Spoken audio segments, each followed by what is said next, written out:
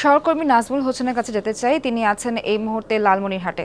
লালমনিরহাট থেকে জানাচ্ছেন নাজমুল, আমাদের জানাবেন যে প্লাবন পরিস্থিতি সেখানে কেমন এবং আপনার কাছে কি তথ্য আছে?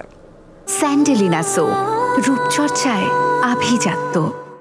যে কুড়িগ্রামের দুটি নদীর পানি বিপদসীমা অতিক্রম করেছে, তিস্তা এবং দুধকুমার নদী।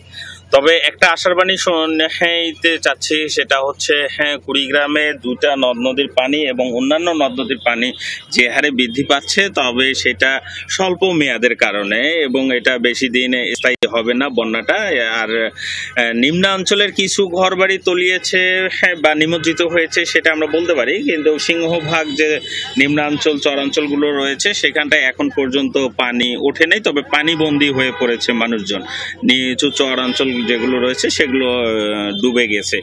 আর একটা বিষয় আমরা ভারতের বিভিন্ন তথ্য সূত্রে জানতে পেরেছি যে আমাদের কুড়িগ্রামের যে আসাম রাজ্যটি রয়েছে ভারতের, সেই আসাম রাজ্যের একটি অংশে এখন পর্যন্ত তেমন ভারী বৃষ্টিপাত বা যে উজানের ঢলটা রয়েছে সেটা খুব একটা নেই, যেটা সিলেটের অংশে রয়েছে মেঘালয় এবং আসামের।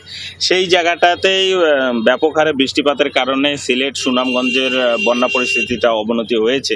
সেই দিক দিয়ে আমাদের কুড়িগ্রামের প্রেক্ষাপটটা এখন পর্যন্ত ভালো অবস্থা রয়েছে, যেটা আবহাওয়া অফিস এবং পানি উন্নয়ন বোর্ড সূত্রে জানতে পেরেছি এবং স্থানীয় যে তথ্য অনুযায়ী তাতে আমাদের এইখানটায় বন্যাটা দীর্ঘমেয়াদী হওয়ার কোনো সংখ্যা নেই। এটা একটা স্বস্তির বিষয়। আর একটা বিষয় হচ্ছে যে তিস্তায় যে পানিটা বর্তমানে বিপদসীমা অতিক্রম করেছে সেটা হচ্ছে সিকিম, ভারতের সিকিম থেকে যে পানিটা আসতেছে সেটার কারণেই কিছুটা পানি বৃদ্ধি পেয়েছে এবং সেটা 2-1 দিন আরও অব্যাহত থাকলেও সেটা খুব একটা প্রভাব পড়বে না। এতে করে নিম্নাঞ্চল বা চরাঞ্চল যেগুলো রয়েছে সেগুলো নিমজ্জিত হবে।